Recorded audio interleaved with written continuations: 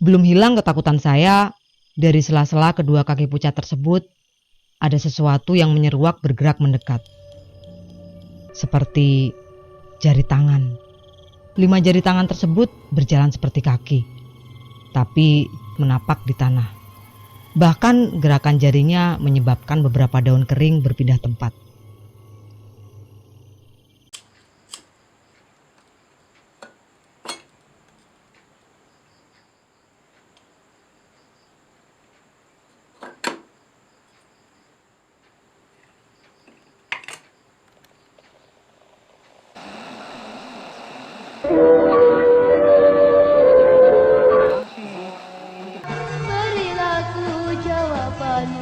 Selamat datang di podcast Kopi Hitam.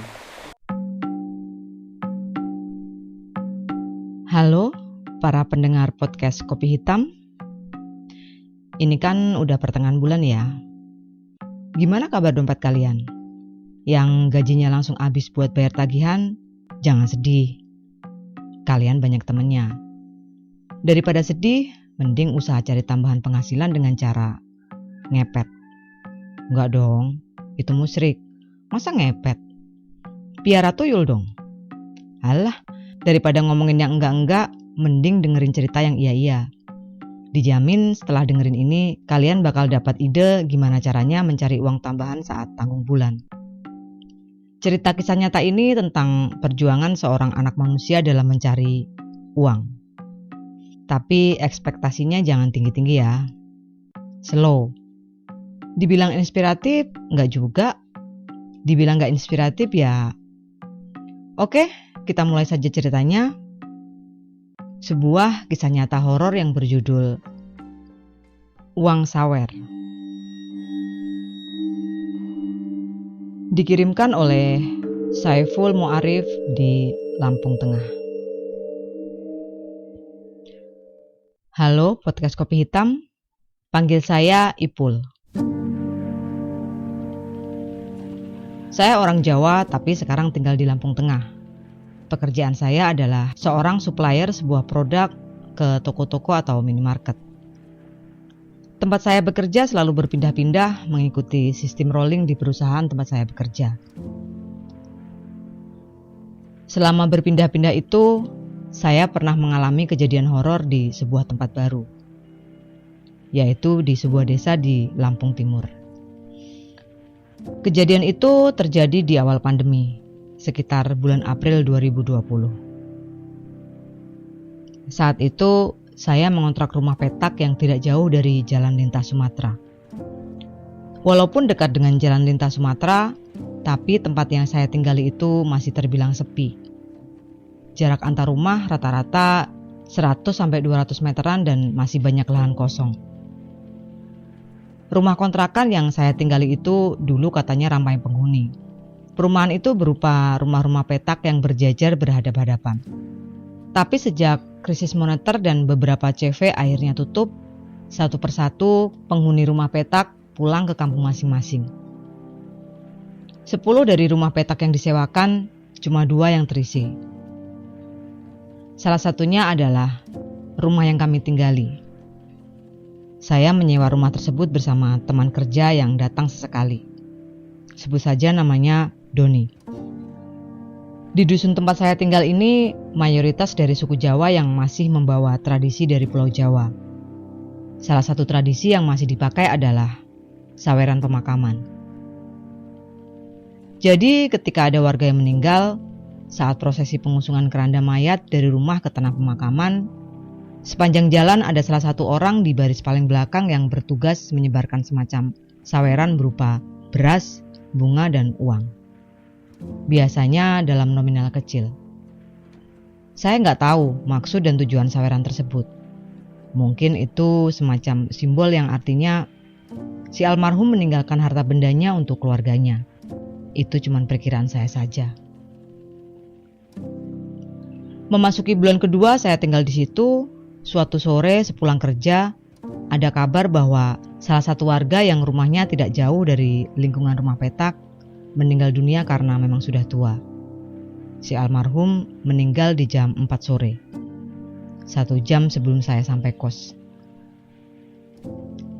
Kebetulan pada hari itu tanggal tua dan besoknya adalah hari gajian. Uang saya sudah benar-benar habis sementara saya ada di kos sendirian. Seperti biasanya manusia, saya butuh makan malam. Saya ingat di ATM masih ada sisa saldo yang bisa ditarik selembar. Selepas maghrib, saya mengendarai motor ke minimarket terdekat. Sialnya, sampai di minimarket, mesin ATM kosong. Begitu juga dengan minimarket yang lainnya. Lalu saya ke pom bensin. Ternyata kondisinya sama. Setelah saya tanya ke satpam ATM, ternyata hampir di semua ATM di wilayah itu kosong. Karena persoalan pandemi membuat para nasabah menarik semua uang mereka sehingga bank kehabisan uang. Entahlah, mungkin para nasabah khawatir terjadi inflasi besar-besaran seperti di tahun 98. Akhirnya saya pulang dengan tangan kosong. Sialnya, sekitar 150 meteran lagi sampai rumah, motor saya mogok. Setelah saya cek tangkinya, ternyata bensinnya habis. Lengkap sudah penderitaan saya. Kelaparan, tanpa uang dan tanpa bensin. Lalu saya menghubungi teman satu kos saya. Memintanya untuk pulang ke kos malam itu juga sekalian membawakan saya makanan. Sayangnya dia menolak karena posisinya jauh dari kos. Dia sedang berada di Bandar Lampung. Ayolah bro, masa kamu tega lihat aku kelaparan? Pinta saya memelas. Semalam puasa gak bikin kamu mati kan? Jawab dia ketus. Ya kalau sudah begini percuma memohon-mohon sama dia. Gak akan berhasil. Akhirnya saya menuntun motor menuju kos. Saat mulai menuntun motor itu, saya baru sadar. Gimana saya kerja besok? Apa dorong motor sampai ketemu ATM? Belum tentu juga di ATM ada uang. Atau jalan kaki? Mustahil. Jarak kos dari kantor sekitar 3 km. Semakin mendekati rumah, semakin pusing kepala saya mikirin besok. Lapar di perut saya sudah gak terasa berganti dengan pusing di kepala. Entah itu karena masalah atau memang karena lapar. Karena kata orang kalau kita kurang makan, kepala bisa sakit. Begitu sampai rumah, saya menyibukkan diri dengan medsos. Facebook, Instagram, sampai Twitter saya buka. Siapa tahu ada teman online yang bisa dimintai bantuan. Tapi ya, mereka semua jauh dari posisi saya saat itu. Tak terasa, jam menunjukkan pukul 10 malam. Di luar terdengar langkah kaki orang banyak. Saya ingat tetangga saya yang meninggal sore tadi. Kebetulan rute dari rumah mendiang ke tanah pemakaman melewati kos saya. Saya mengintip lewat pintu yang saya buka sedikit. Benar, itu rombongan pengusung mayat dari keluarga almarhum. Mereka tidak membawa sumber penerangan karena hampir di setiap perempatan ada lampu jalan. Dan itu sudah lebih dari cukup untuk menerangi jalan mereka. Di belakang pengusung mayat yang saya lihat, ada seorang yang bertugas menyebar saweran. Biasanya jika penguburan dilakukan siang hari, di belakang rombongan ada anak-anak kecil yang mengikuti. Mereka sengaja mengikuti untuk mengambil uang saweran. Tapi karena proses pemakaman dilakukan malam hari, jadi gak ada satupun anak yang mengikuti rombongan. Otak saya yang lagi terjepit bekerja cepat. Rezeki emang tidak kemana, batin saya dalam hati. Mungkin kedengarannya gila, mencari uang dengan cara memunguti uang saweran pemakaman. Tapi dengan kondisi saya malam itu, orang lain pasti bisa memaklumi. Tapi saya gak serta-merta mengambil uang yang baru disebar. Malu dong, saya kan orang dewasa. Pekerja pula. Saya tunggu rombongan tersebut melintas. Setelah menunggu sekitar setengah jam, saya mengintip keluar. Sepi. Lalu saya keluar rumah. Baru mau berjalan keluar, rombongan pengantar jenazah kembali melintas menuju pulang. Saya pura-pura duduk di teras. Apa kata mereka kalau sampai tahu saya mau mengutin uang saweran? Setelah orang terakhir lewat, barulah saya turun ke jalan. Saya lihat jam di tangan saya hampir jam 11 malam. Sebenarnya saya itu bukan seorang yang pemberani. Tapi karena nekat, si penakut ini jadi pemberani. Bermodalkan senter dari Android, saya berjalan menunduk. Senter saya arahkan ke jalanan berbatu. Satu persatu lembaran uang dan koin saya kumpulkan. Untuk mencapai area pemakaman, kalau dari tempat saya tinggal, setelah 500 meter jalan aspal kasar ke arah utara, lalu belok ke kanan sekitar 200 meter. Dari mulai belokan itu sudah tidak ada rumah. Rumah terakhir ada di pojok perempatan milik si kuncen pemakaman. Kiri kanan jalan masuk berupa kebun jagung yang bagian di pinggir jalan ditanami bambu. Sampai di perempatan sebelum masuk jalan pemakaman, saya sudah mengumpulkan uang yang lumayan banyak. Cukuplah buat beli bensin besok. Lalu saya melihat ke arah jalan tanah menuju pemakaman. Dari sumber penerangan lampu jalan di perempatan, saya lihat ada lembaran uang kertas berwarna merah muda. Sepertinya itu pecahan 10 ribuan. Karena sayang jika tidak diambil, saya berbelok menuju jalan tanah ke arah pemakaman. Benar saja, saya menemukan 2 lembar uang 10 ribuan. Ini sih lebih dari lumayan. Apalagi di zaman pandemi seperti sekarang ini, di mana uang sangat berharga. Karena penasaran, saya terus melanjutkan memunguti uang saweran. Ada beberapa lembar uang 5 ribuan juga. Semakin mendekati pemakaman, uang yang disebar sepertinya semakin banyak. Koin-koin tidak lagi saya ambil. Saya fokus mencari uang kertas. Saya lihat 2 meter di depan ada lembaran berwarna hijau. Saya dekati uang tersebut. Tapi anehnya begitu sampai di tempat yang dituju, uang tersebut hilang entah kemana. Lalu saya menyalakan senter dari HP. Karena tempat itu sudah jauh dari lampu jalan terakhir, jadi sudah mulai gelap. Saya fokus menyenteri jalan sampai terdengar suara "Shh, shh" di belakang saya. Saya refleks menoleh ke belakang. Ternyata tidak ada siapa-siapa. Lalu saya kembali menyenteri jalan tanah tersebut. Sekitar 3 meter di depan, kembali saya lihat lembaran uang berwarna hijau. Bergegas saya menuju TKP. Gak mau kehilangan untuk yang kedua kalinya. Tapi anehnya, begitu sampai di titik yang dimaksud, kembali saya tidak mendapati apa-apa. Ini aneh. Jadi, apa yang saya lihat tadi? Sepertinya ada yang salah. Saya mulai ketakutan. Apalagi semakin masuk ke dalam, jalanan semakin gelap. Karena selain makin jauh dari lampu jalan, juga rumpun bambunya semakin rapat.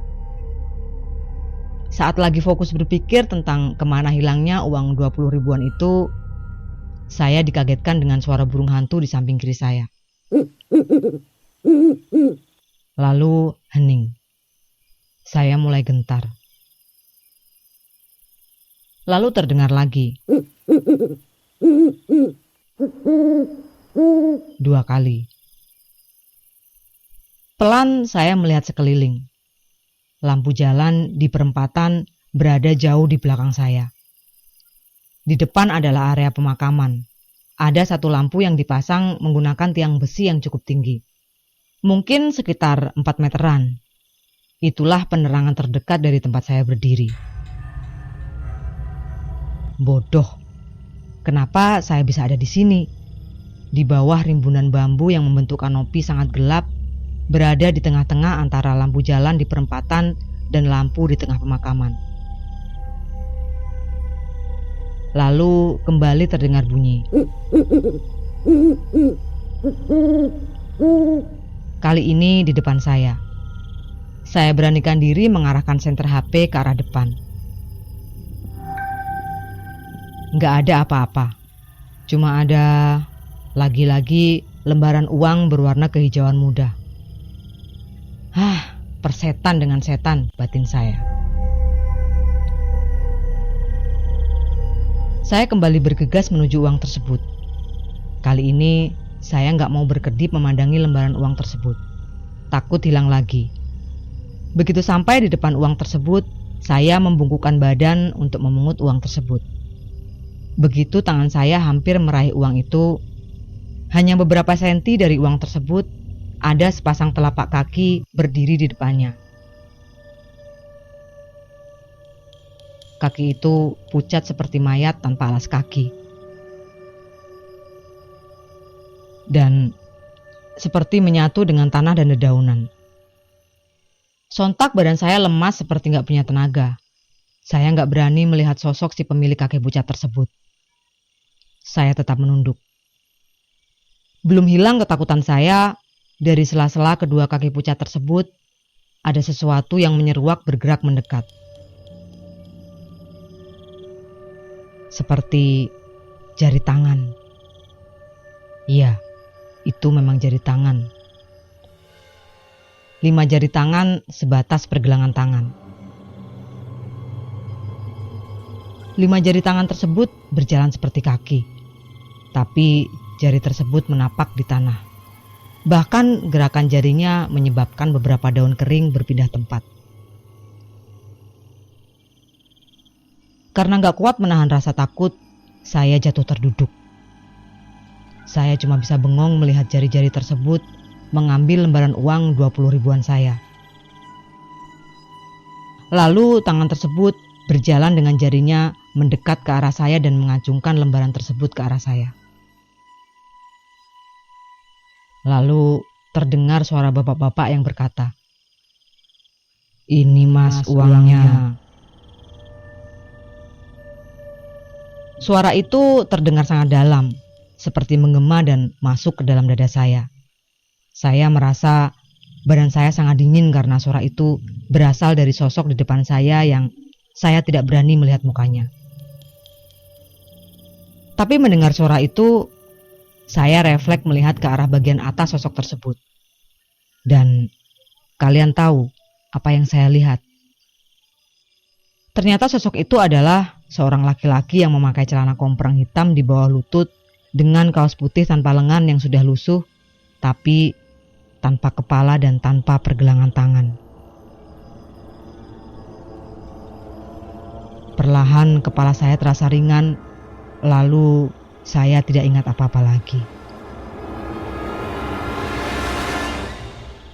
Saya tersadar saat mendengar suara azan subuh di musola terdekat. Sekeliling saya masih gelap. Beberapa saat, saya masih bingung kenapa saya tertidur di jalan. Begitu kesadaran saya mulai pulih, saya segera melompat bangun dan lari pulang ke kontrakan. Sampai di kontrakan, tidak biasanya saya segera sholat subuh. Biasanya sholat saya memang bolong-bolong, apalagi sholat subuh. Tapi subuh itu saya sholat dengan sangat khusyuk. Mungkin efek shock atas kejadian semalam. Oh iya, mungkin kalian bertanya-tanya, gimana dengan uang hasil pungutan saya? Setelah mental saya pulih dan bisa kembali berpikir logis, saya segera mengecek kantong celana saya. Ternyata uang itu masih ada dan cukup untuk membeli bensin ke warung terdekat buat mengisi tangki motor saya. Saya anggap itu rezeki saya, hasil kerja melawan rasa takut. Ya, meskipun dalam perlawanan itu saya kalah.